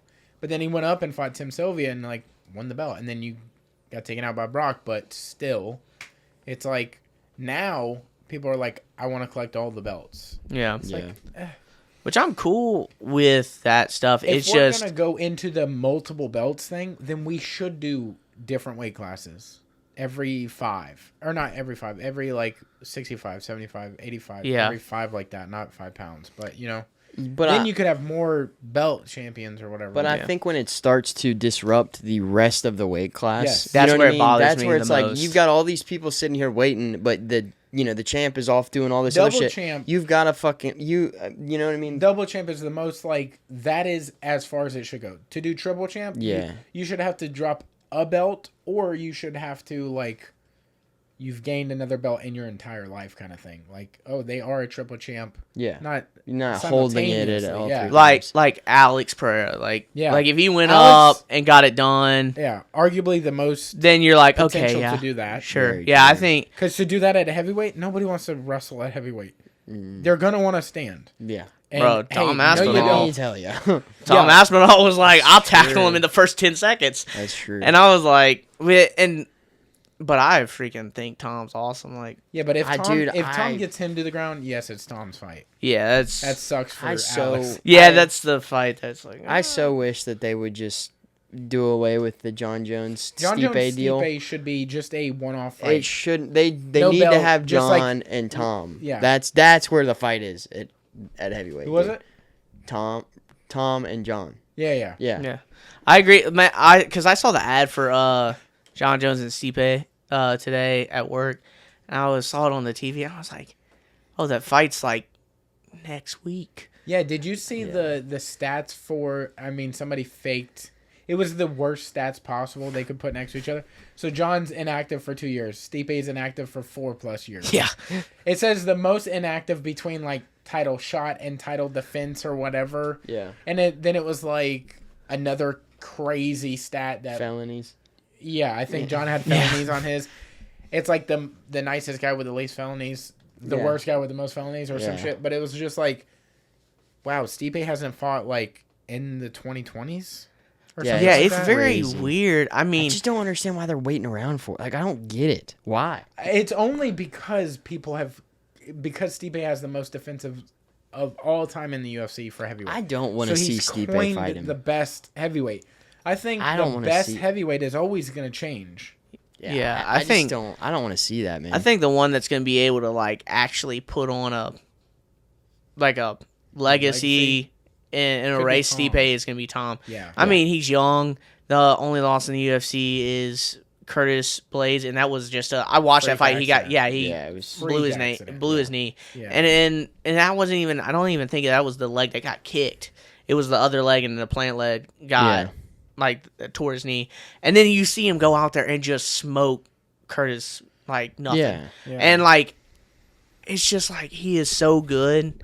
And he's good everywhere, and he moves very fast. Like, that's the thing that's crazy is he's so in and out. But that type of style, you got to be careful going in too fast because somebody will just accidentally throw a hand in the wrong, and you run into it too hard, you knock out at heavyweight. Yeah. It's crazy. Like, so I think he is like, I hate to say this because we're coining a term, but like at the Ilya of that weight class now. It's like he is so technically better than everyone else. I think, yes, he can have a run, but then again, at heavyweight, anybody can get knocked out any day by anybody. Yeah. So it could be a fucking dude they just signed, and he could knock Tom out. Yeah. But it's just because they're that heavy. They're earth movers, you know? They're like fucking... Yeah. The John Jones-Stipe fight is tough in a sense of, like, John Jones is in my opinion, I mean, he is the most skilled MMA fighter that's ever... No matter how many asterisks you've had next to him with his outside antics or the picogram or whatever, like, you can say whatever, but the mind that he has for MMA is ridiculous. And honestly, he could have potentially been better if he didn't do certain things, like if he didn't get in his own way.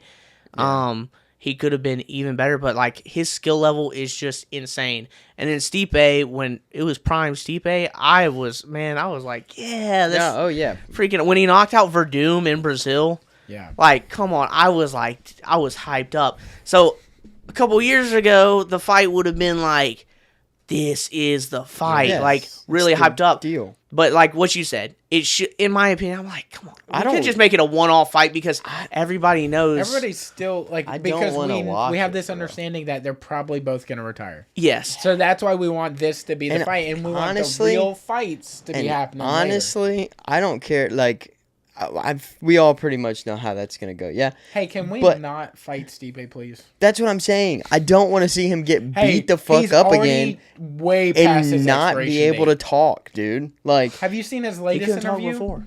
He just did an interview, and I don't know who the fuck the guy was, but it's just a camera on him, and he's not good. Yeah, not good.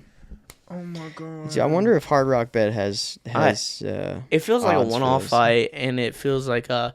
It gives me the same feeling of when Bisping fought GSP, but at the same time, Robert Whittaker was the interim champ, and like I think he had fought Yoel again. That was the last time we felt like I was like, we have an interim champ, but the champ's not fighting the interim champ because he's fighting GSP just due to the name GSP and what he has done. I was like, it just feels weird, and like.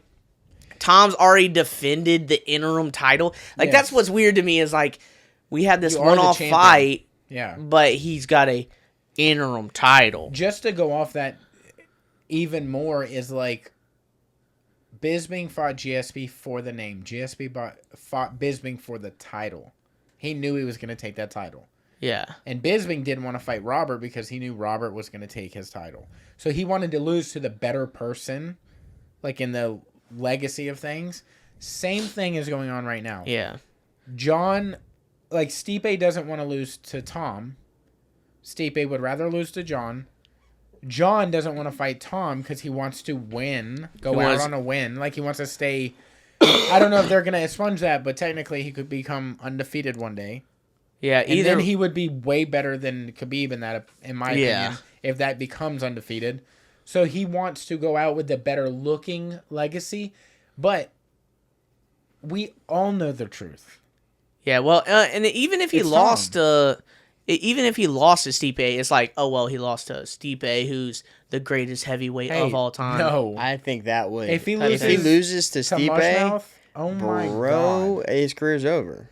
I mean, it's over anyway. But like people, he would be completely out of the GOAT. I think he's gonna retire. I think he would be completely out of the GOAT talk at that point. Do you remember those? There are two Australian brothers, and they always redo people's commentary. Yeah. They're like the something twins. I can't remember their name.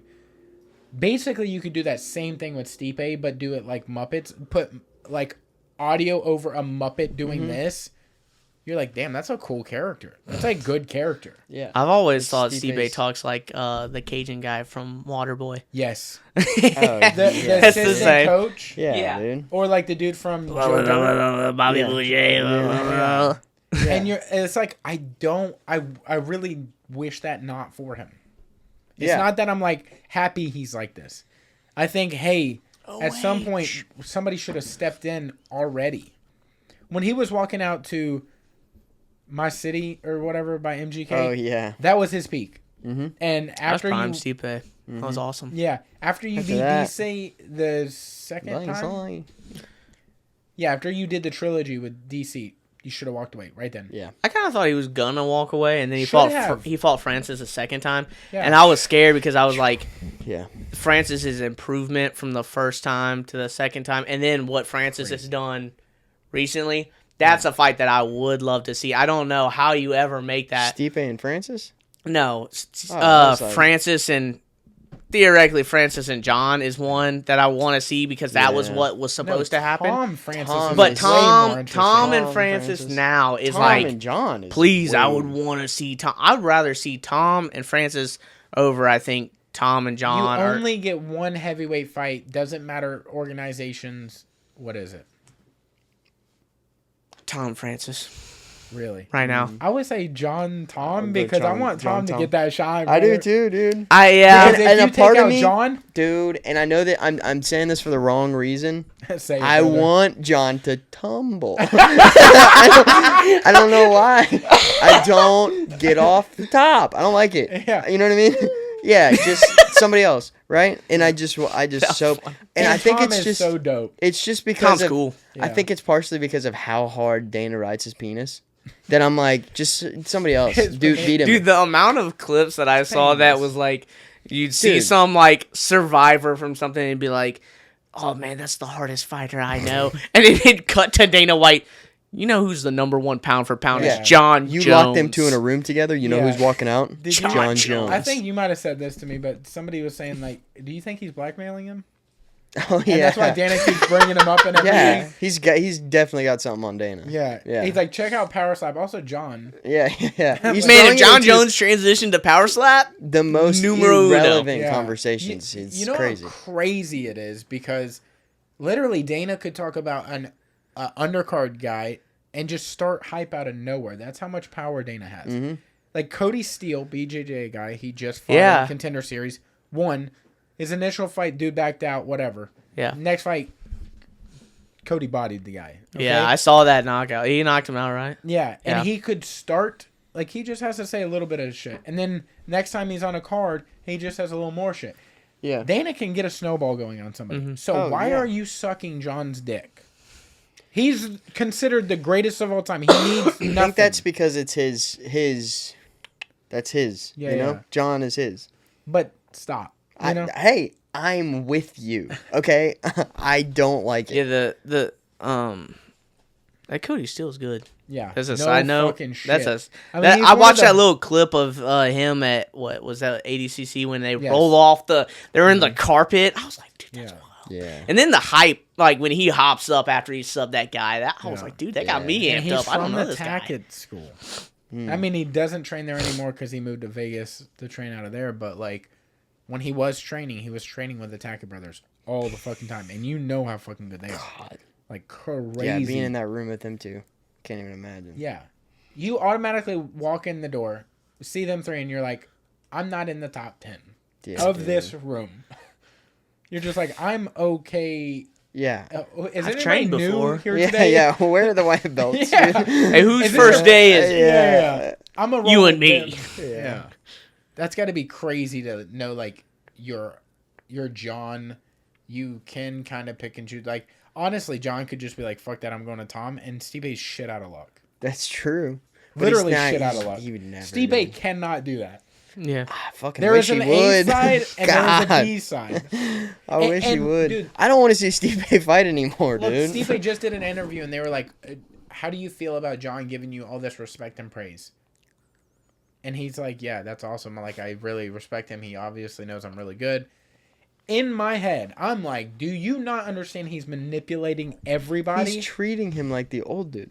Yeah, no, but also he's trying to let everybody know, hey, this is the greatest UFC heavyweight of all time. Yeah. Hey, ever.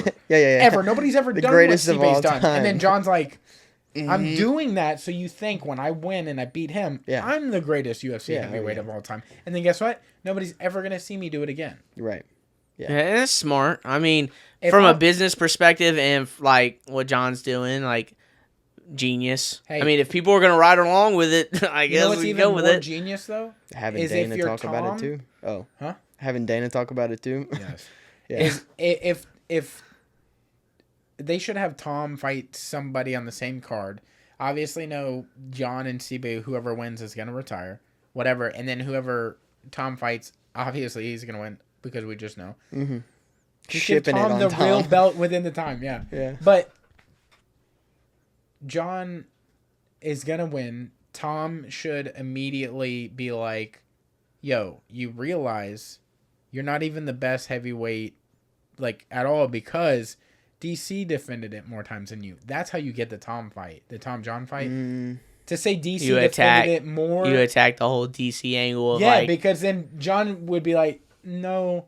No. And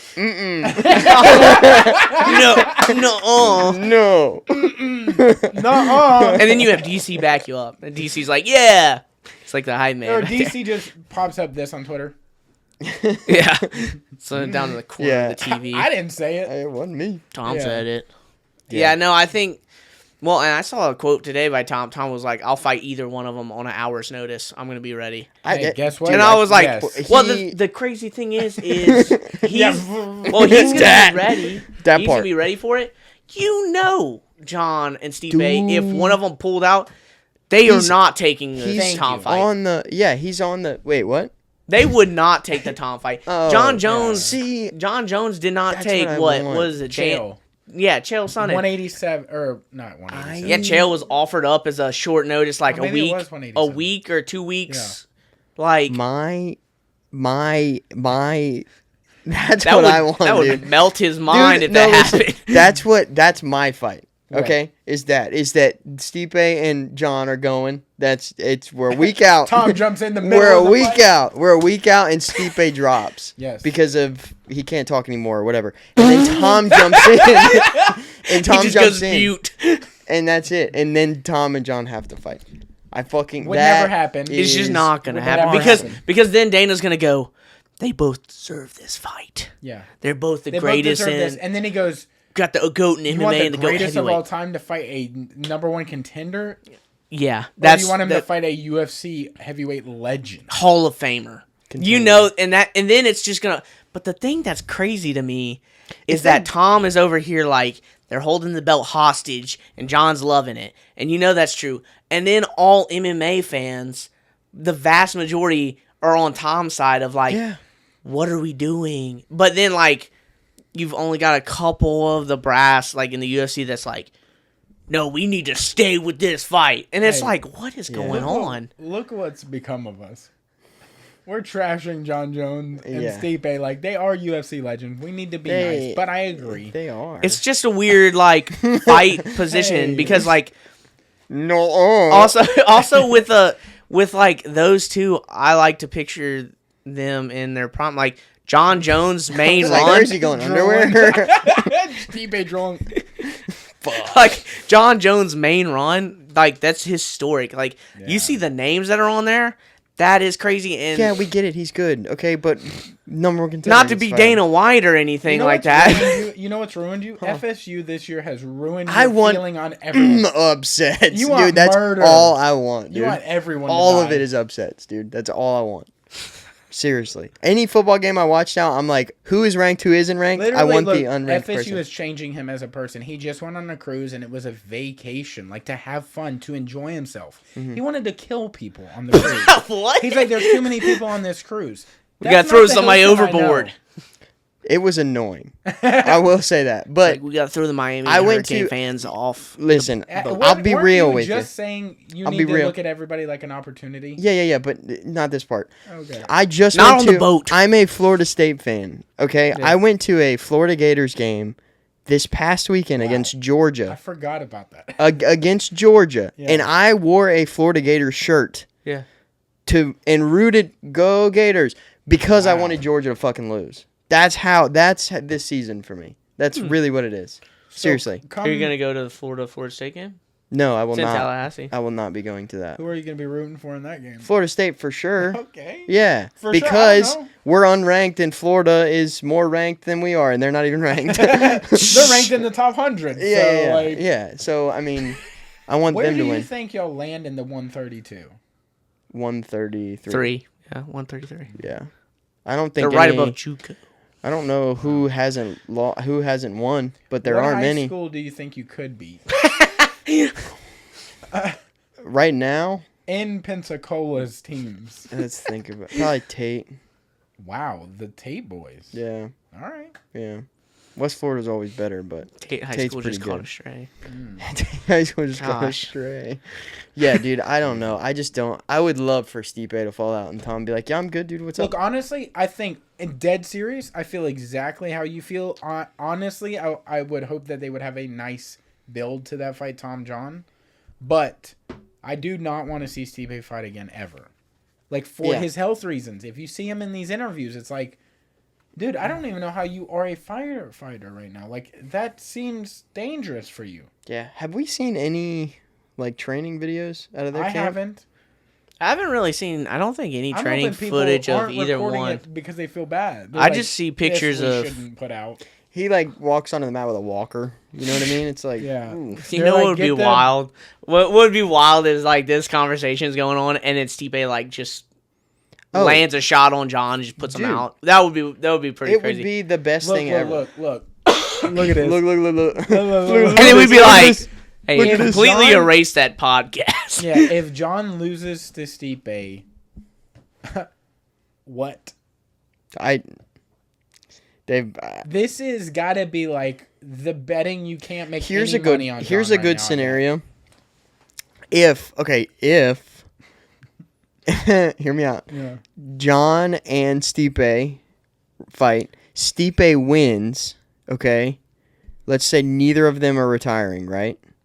Who would you want Tom to fight? John or Stipe? If Stipe wins. If both of them guaranteed not to retire, yes. I want him to fight John first. Because I want that Tom John fight. There's one more fight. They each get one more fight. You can only make one fight? Yep. Tom John. Yeah, I want Tom John. Fuck Steve. Not like that. Not in a disrespectful way. Wow. But like, damn. If you win, forget that guy. Yeah. But you said there can be no retirements. Well, no. I'm saying you get one fight out of it. Okay, then it has to be John, Tom, and then Stipe just like fight Alex and let Alex. No, retire. He just retires. See, if you had to build like John and Stipe aren't gonna fight. Let's say that doesn't even exist. They're not even in the weight class. Who does Tom fight for the belt? Alex. That's the only fight hype-wise that that would be really so sells it. Even because if we know it won't go, like say we have a feeling Tom's going to take him down and just mangle him, still the hype to build to that. Yeah. That's the only fight. That's UFC 400 quality. Yeah. That's the only fight like hype-wise that you kind of like can have because... Who else at heavyweight, you don't really have... Heavyweight's just always been a division that's been on the weaker side, I think, of, like, big names. Because of that idea of, like, it's hard to build streaks going because a fight can get ended in one punch. But then also, like, with Alex, I think he has room... Like, he can definitely, like, with the UFC be like, oh, yeah, I want to go up to the heavyweight division. Let me fight Tom for the shot at the third belt. That's history. That's, like, all that big... And he's not, it's not like he's going to bump up to heavyweight and be a soft heavyweight. He's going to be massive. I don't know how it happens, but every picture he ever takes with anybody, he's always the bigger human being. I'm like... And he's always in pretty great shape. Yeah, he's like massive. Like the picture of him and John Jones, I was like... It's like, why does Alex look bigger than John? Yeah, it doesn't matter what weight class he's in. I feel like he has that body type that he can fill that weight and look good and carry it well. Yeah. You know, he's got the frame to do that. So I think I would like to see him do it, but also I do want to see the Ankalaev fight. Conspiracy theory here. And look, no disrespect, Alex, but I think you probably have a small wiener. Alex? Yeah. He's got a fat ass, but nothing in the cup area. If you've ever looked at his shorts when he's filled out. Not. Take a look. Okay. Take a gander. You want to keep that one in, or do you want to? Huh? You want to keep that one in, or do you want to cut that part out? We'll figure it out. Okay. I'm just saying because I see him and like he fights with the passion of a man with a small piece. Well, somebody's got to do it, you know. Yeah. Well, he's doing it for all of us. In the name of us. In the name of us. Yeah. Yeah. I do want to see him at heavyweight at some point, though. Like, especially, Name another person that would ever be able to do 3 weight classes actually with the highest like nobody has a higher potential because he has the easiest weight class left. Yeah. To get a knockout in. Because like Ilya was talking about it, but also Ilya at 170 is like, dude, Shavkat. Because I think Shavkat's gonna run through Belil. Like I think Shavkat is insane. He's like what 20-0 with 20 finishes. Oh, who's gonna save 310? I wanted Alex, because like Ankalaev keeps calling out Alex, saying, "Oh, you're running. You won't fight me at 310. Blah blah blah. You need rest." And I want Alex to do it. Yeah. But also, like, if Alex wants to rest, like the man stepped up. How many times? Who cares? 300, 303, 307, and would have been 310. That's crazy. No, I don't think anybody's done 4 and 10. Yeah, I like kickboxers and MMA. Like, they're doing very well. Because I saw somebody like get upset about high level kickboxers fighting in MMA. I like it because they're active. Like Israel Adesanya, like they're your active champs. Yeah. Israel Adesanya was active. Alex, beyond like super active. It's because that back in like when kickboxing, there's like we were talking about it last week. You'll have like 300 fucking fights in a kickboxer's career. You know what I mean? Like they fight so often and they're so ready all the time. How many times have Rodtang fought and he's like what 24, 25? That's insane to me. He's fighting all the time. Like, we just had Saban on the couch, and we were talking about this, and he was like, he remembers fighting when he was like 7. Yeah, and it's crazy. like, we're in America. Yeah. That's young.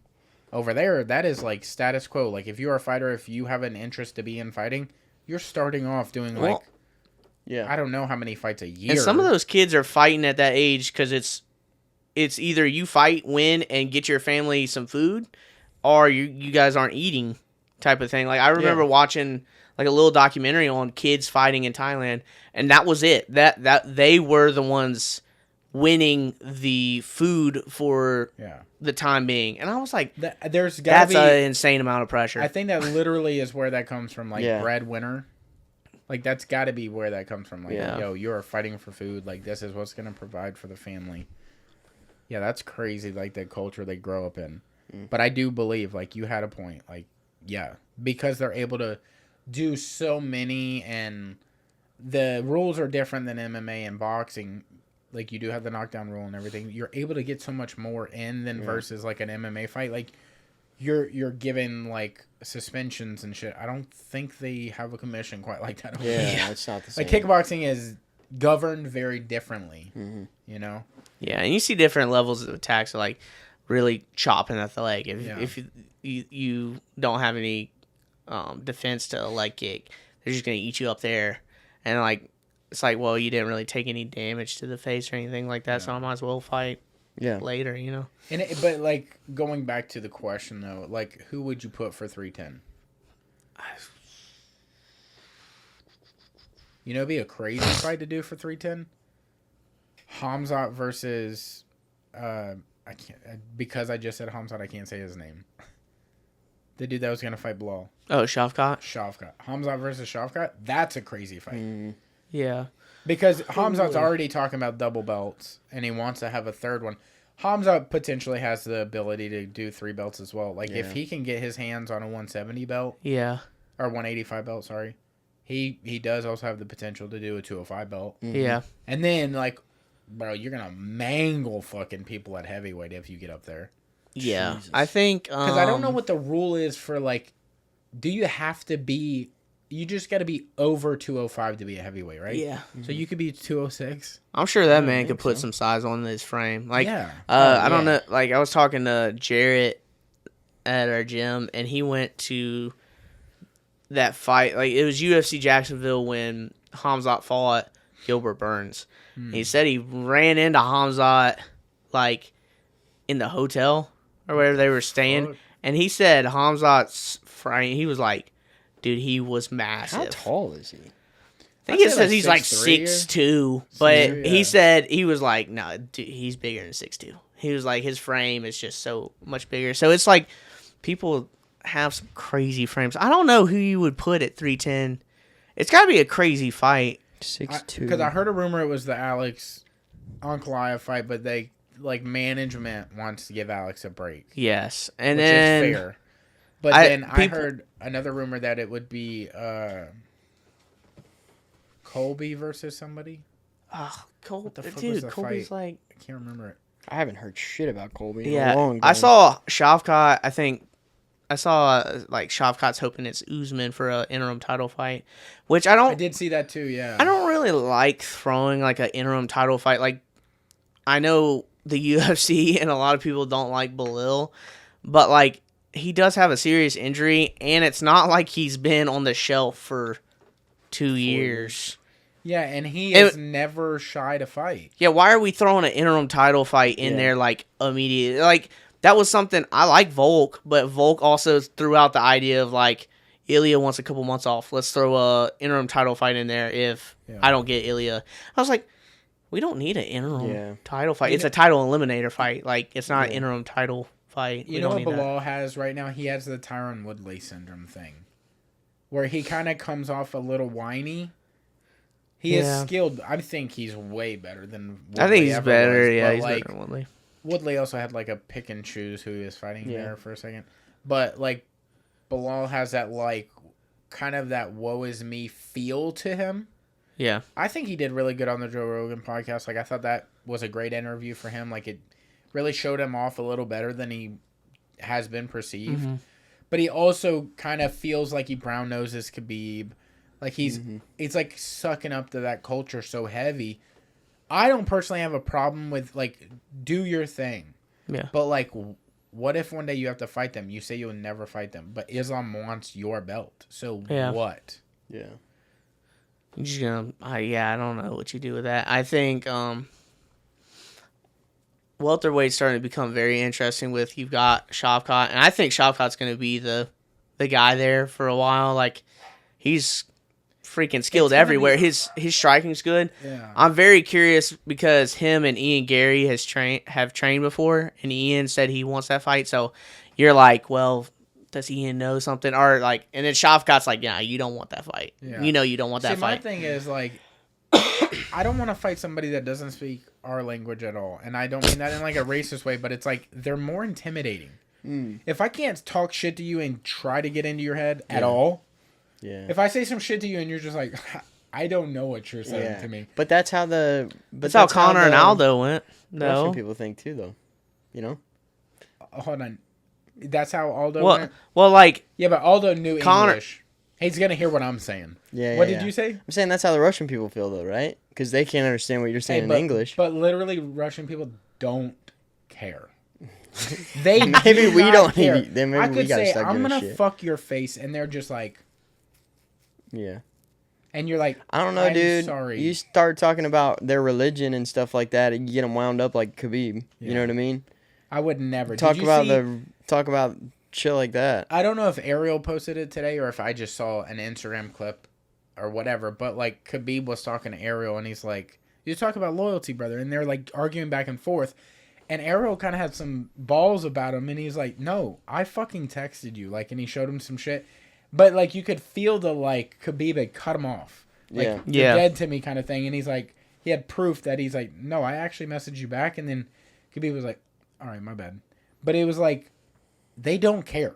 Yeah, well. I would never want to cut off Ariel. Like, obviously, we're never going to be big enough to be on the Ariel show.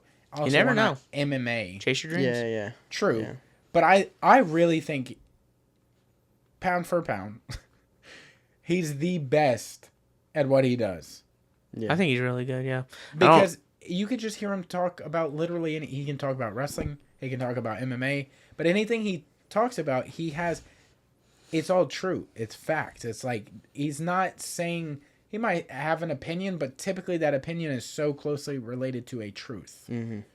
But it's like other people, like your buddy you took a picture with, thinks they're hot shit. And they're just like the best going at everything they do. That's a deep pocket throwback, dude. Holy shit. Where did that one come from? Yeah, but like you're not on to something. For real though. Yeah.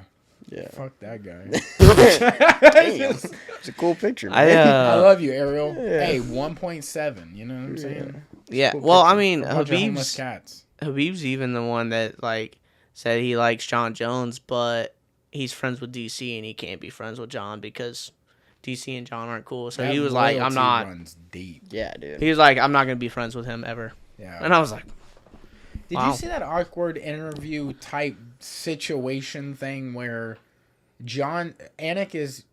Okay, John Anik. It's calling John. And they're talking about something. It was for like a pre-fight. I think it was for the Cyril Gane fight. And like DC's in the background. And he hadn't said nothing. So John doesn't know he's there. But he goes, is DC there? Can he hear me? And then DC's like, yeah, I'm here. He's like, shit. And he's like, hey, I just wanted to commend you for like the person you are. And like, you're such a like great human. yeah, I and, did like, see that. That felt like y'all should have done that behind. DC didn't set it up. Yeah, But it you felt don't like need John did that for the camera or something. If you are going to do that, privately exchange numbers or get his number somehow. If you mean it genuinely. Never needs to get to If us. you mean it genuinely. Yeah. That's the thing. Yeah. I really wish, and I loved the rivalry, and if it's not over, it's not over, whatever. I hope one more fight. But if it's truly In the over, nursing I hope one more fight. if it's truly over, like, I really want all beef squash. That would was my take favorite John rivalry. and DC over Tom and John? Yes. You would take DC and John over? Yes, because I love... Like, you're saying, like, that matchup, like, Yes. watching that time. Yeah. Man. No. I mean now. Oh, like, them fighting? Yeah. If look, them fighting again. And let's I'd watch. Okay, you don't know wrestling. You don't watch wrestling. But No. literally, The Rock versus John Cena was like the day after WrestleMania, whatever, is the Raw after WrestleMania. And typically there's big announcements that day. Because you're like, holy shit, this dude won the belt, whatever. Who's going to make a comeback if they didn't make a comeback already on WrestleMania? It's like a big show. Mm-hmm. It's like almost as big as WrestleMania. Well, one WrestleMania, The Rock comes out or whatever. Or John Cena came out and he was talking about the WrestleMania he was just on. The Rock comes out. And he's like, how about we give the people what they want? Me versus you at WrestleMania. This is literally 364 days before WrestleMania. Mm-hmm. That's never happened in the history of wrestling ever. Yeah. Nobody's ever told you exactly what was going to happen 1 year later. Yeah. It was called Once in a Lifetime. That is exactly what we should do with John versus Stipe. Or John versus DC. Is like, let's announce it right now. We have a 1 year build to it. We don't have to do press conference and all that, but you have 1 year to get in the fucking best shape, sauced up. Like, do whatever the fuck you want. Yeah. Y'all figure out the weight class if it's 205 or heavyweight. I don't give a shit. Whatever is going to make y'all feel the best. Yeah. Heavyweight would be cool because it's never been done before with y'all. That's what we should do. Because I think DC might could get that one back. Who knows? But that, if John were to ever lose, in my opinion, that would be the most feel-good loss. Because I love DC.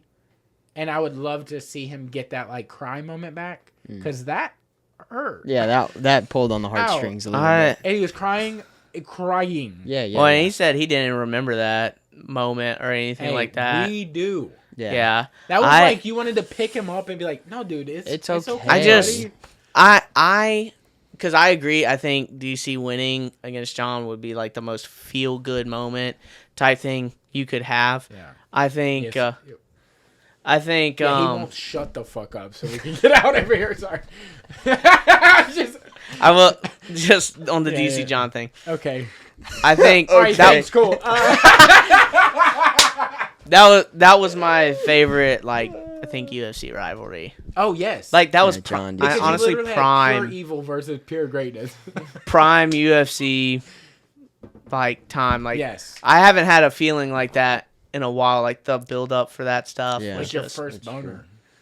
Weird. Okay, we're gonna do some shout outs. Do you want to sign the wall real quick? Yeah, for sure. Those before that, is there anything you want to promote before we get out of here? You got something coming up or an event or anything like that? Next fight? I don't know like the next date of my next fight. I'll be getting to practice tonight. Are you doing the next Island fights? I don't know when the date is. It's mid-January. I think and then there's a one after that in March. But the one in March is in Biloxi. Yeah, I heard about that at the Hard Rock. I think is what I. Yeah. I don't know if I'm supposed to say that or not. But you I did. don't think we heard about it. Breaking news. But yeah, they talked to me about I think those 2 dates. So I think I'll be getting ready. I'm itching.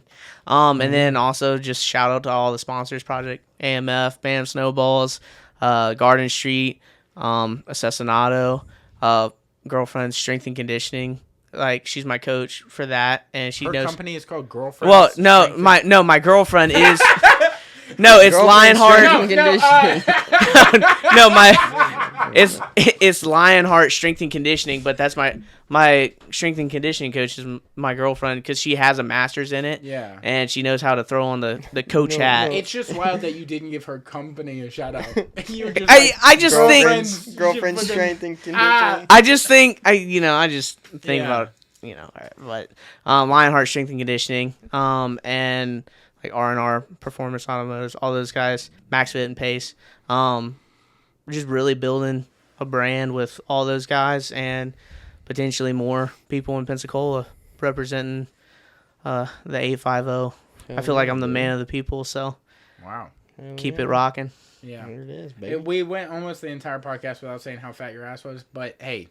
Got cake on you. Look good in them pants, dude. Yeah, you look great. I know you said something about his thighs earlier, but I just wanted to add the ass to it. Thick thighs, amazing baby. Bottom half. Overall, it's actually gotten a lot leaner. Coach Ben makes fun of me now. He's like, he used to be like, Cam, you gotta get those thick thighs up there when you throw leg kicks and body kicks, and now he's like, I can't really make fun of you as much. So it's weird that Ben is really checking your ass out like that in like measurements. He's like, you're getting smaller, buddy. Yeah, he's like, it's a little weird. Hey, shout out Coach Ben. As long as it works. Coach Ben. Yeah. He needs to be on here. If he would like to actually do promotional stuff. I think Coach Ben would have a lot of great things to say. Yeah. Yeah. I do love him, and I do want to have him on. He is a hard mountain to move. He is not very easy to get on here. Yeah, everybody, like, I'll get a message from somebody. They'll be like, hey, do you have Coach Ben's number? I'm like, I have to contact him through Facebook. Yeah. Like, I see him sometimes in the shadows. I don't even know. He sends a carrier pigeon. You only talk to him when he wants to talk to you. Really is how it works. You're like, does he actually have a phone, though? I don't think he has a phone. Yeah. If he does, it's a Nokia. Yeah. You know what I mean? Yeah. Yeah. Well, we're going to shout out some sponsors. You want to sign the wall? Yeah, any of those. Have you signed the wall? I've never signed the wall. Wow. Darn. Yeah, any of those silver ones. We're going to watch your ass jiggle while you do that. Okay. All right. Shake it up if it's a silver bottom boy. Pick whatever color you want. Boy. Before we get out of here, Johnny Mumbles at Sacred Grounds Tattoo Studio is the guy to go to if you want to get some ink on your skin. Maybe if you want to remember an undefeated record, or shout out your girlfriend's strength and conditioning coach. If you want to get her logo put on you. It's a good way to go. You know? Yeah. Or even her name. I don't advise to do that, but don't maybe not do that one. Yeah, maybe don't do that. If you want to do something stupid and remember it for life. Yeah. You know? That is the guy. He's the guy to do it for you. Make mistakes for you permanently. Make your mistakes permanent. Yeah, we need a pen sponsor. Apparently, they're dog shit. I will never get these pens again, by the way. These shake pens are crazy. Go ahead. Yeah, you can just rip Sharpie, There's dude. also different color Sharpies. Johnny Mumbles, Sacred Grounds Tattoo Studio. On Instagram, check out his portfolio. He goes bananas. He's about to semi-finish, or...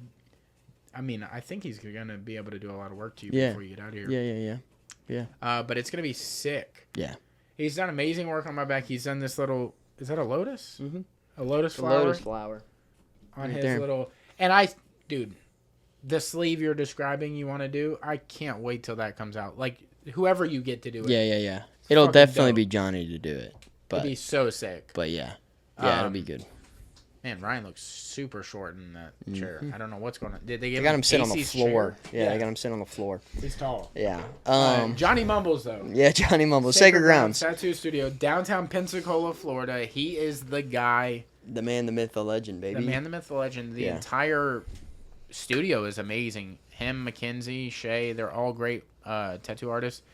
Definitely specialties in different fields. So, like, if you maybe look at one of their portfolios, don't like exactly what you see, maybe it's not your style, someone else in the room has got it. Mm-hmm. So that is the studio we go to. Yeah. We're going to get out of here, but shout out Ryan Aiken. Ryan Aiken on PGF, baby. Yeah. It's good stuff. Yeah, that's going to be awesome.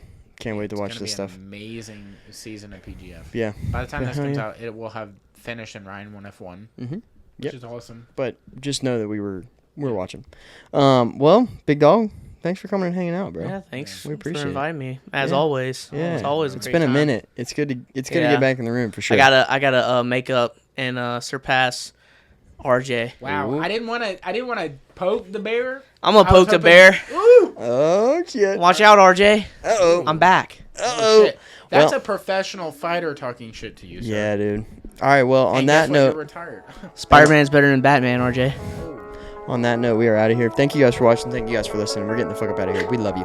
Yee!